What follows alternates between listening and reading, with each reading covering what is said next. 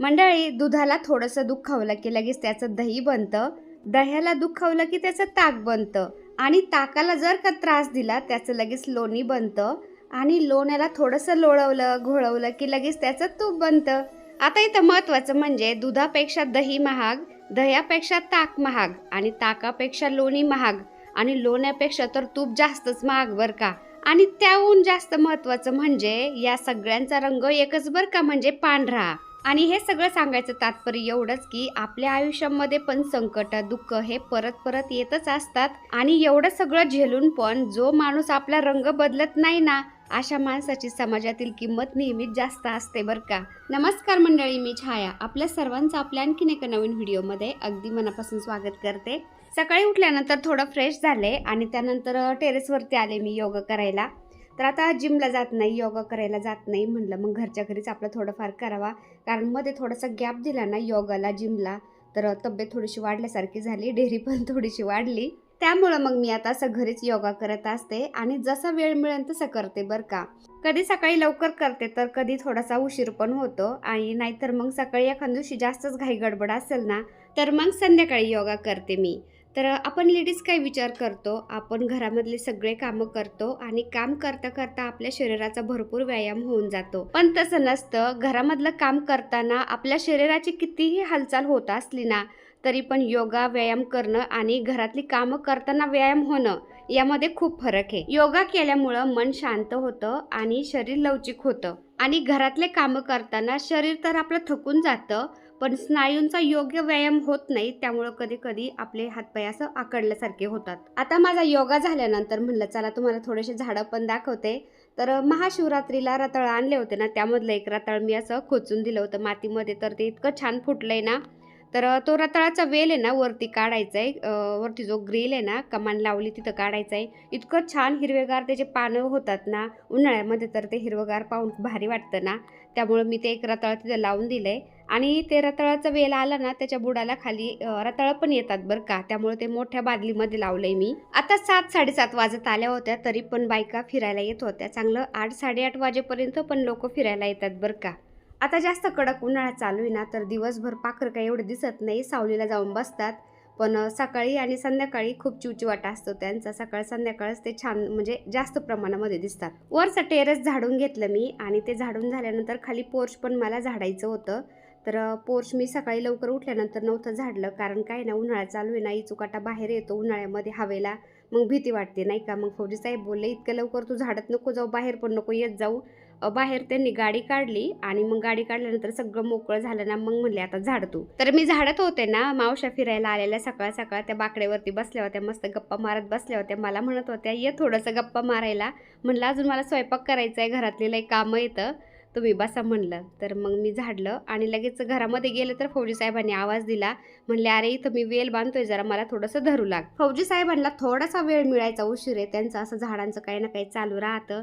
तर पॅशन फ्रूटचा वेल तिथं लावला होता त्यांनी, तो मोठा होत आलाय ना चांगला, तर तो वरती टेरेसवरती काढून द्यायचा आहे. त्यासाठी ते आता दोरी बांधत होते आणि दोरी बांधण्यासाठी त्यांना ड्रिल मारून तिथं खिळा मारायचा होता. आणि तिथंच मनी प्लांट पण असा भिंतीला चिपकलाय, तुम्ही बघू शकता. तर मनी प्लांटच्या कटिंग मी असं घराच्या आजूबाजूला कुठं पण खोचून देते ना, तर तो मनी प्लांट फुटला ना मस्त भिंतीला पकडतो, त्याला बांधायची गरज पडत नाही. आणि हे पहा आता पॅशन फ्रूटचा वेल पण त्या मनी प्लांटलाच धरून चालला होता. तर फौजी साहेब काय बोलले, त्याला मी आता वरती टेरेसवर काढून देतो.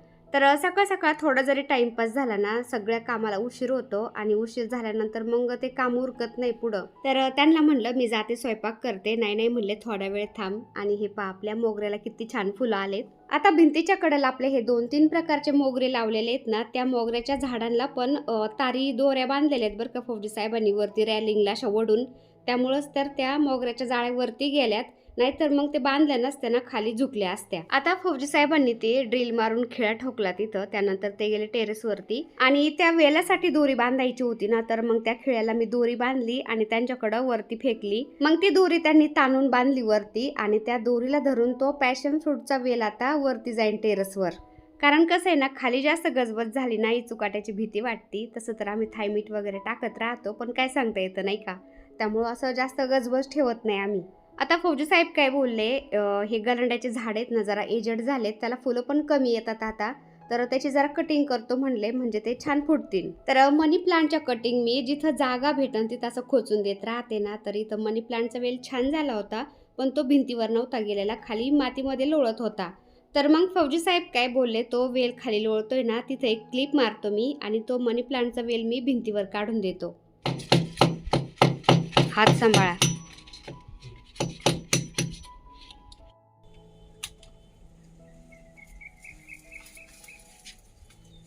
तर आता गलांड्याची कटिंग करायची होती ना, फौजी साहेबांनी पूर्णच ते कट केले बरं का. म्हणले नवीन रोपं आलेत ना आता ते लावून दे, आता हे जास्त एजेड झालेत तर हे सगळेच काढून टाकतो मी.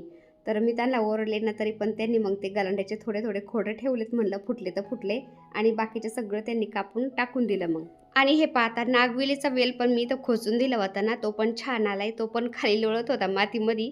तर त्याला पण आता फौजी साहेब क्लिप मारतेत, म्हणजे तो भिंतीला पकडतो. तर फौजी साहेबांनी गलांड्याची झाडं कट केले, वेलांना क्लिपा मारल्या. त्यानंतर येता जाता हे जास्वंदीच्या फांद्या तोंडावर लागत होत्या ना, तर त्या फांद्या थोड्याशा कट केल्या. तर सगळं बाहेरचं काम होईपर्यंत मला काही फौजी साहेबांनी जाऊन दिलं नाही घरामध्ये. काम झालं बाहेरचं सगळं, आणि मग आम्ही दोघं पण घरामध्ये आलो.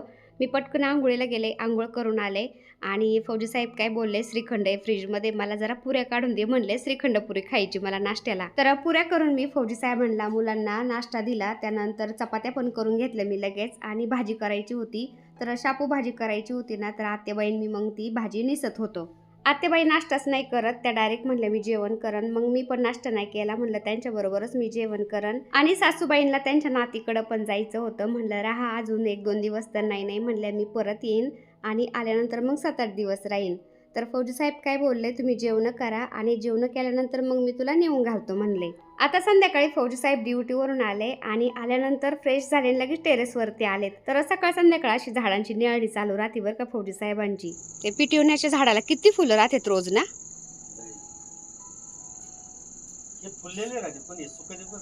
ते सुकत आहेत ना, पिटोनियाचे फुले राहतात, पण बाकीचे दुसरे ते संध्याकाळचं असे म्हणजे सुकत आहेत, आणि दुसऱ्या दिवशी पुन्हा छान फुलत आहेत.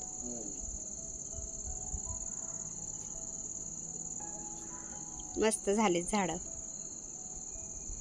आणि हा कोपऱ्यात एकदम हिरवागार झालाय. हे पाना कॉइन प्लांट आणि पांबरीचे झाड, एकदम भारी वाटतंय. काय हो आले ते छान आले झाडावर.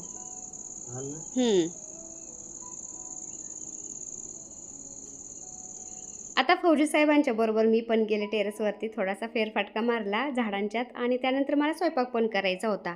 तर चला म्हणलं भेंडी मसाला करते आज. तर दही भेंडी किंवा भेंडी मसाल्याची रेसिपी मी तुमच्याशी शेअर करते. तर भेंडी कापून घेतली, चांगली मोठालीच घेतली कापून, आणि ती तेलामध्ये थोडीशी आता परतून घ्यायची, थोडी सॉफ्ट होईपर्यंत किंवा छान अशी शिजूपर्यंत, चिकट नाही राहिली पाहिजे. आता भेंडी थोडी सॉफ्ट झाली ना, त्याच्यामध्ये मी थोडंसं मीठ घातलं आणि थोडीशी भेंडी परतून घेते पुन्हा. आता भेंडी परतून झाल्यानंतर एका भांड्यामध्ये काढून घेतली, आणि त्याच कढईमध्ये थोडंसं तेल घातलं पुन्हा. त्याच्यामध्ये जिरी मोहरी घातली. जिरी मोहरी थोडी तडतडली की त्याच्यामध्ये लगेच आता थोडासा लसूण घालते. आता लसूण थोडासा परतला की त्याच्यामध्ये लगेच आता 2-3 कांदे असे बारीक कापून घेतलेले घालते, आणि कांदा हलका ब्राऊन होईपर्यंत परतून घ्यायचा आहे आपल्याला. तर तुम्ही बघू शकता मस्त असा कलर आला होता कांद्याला, आणि कांदा असा परतला की त्याच्यामध्ये लगेच एक मोठं टोमॅटो घेतले मी, त्याची पेस्ट घातली. छोटाले असतील तर 2 टोमॅटो घालायचे, मोठा असेल तर एकच घालायचं. त्याची पेस्ट घातली, परतून घेतलं. त्यानंतर आता मसाले घालायचेत आपले.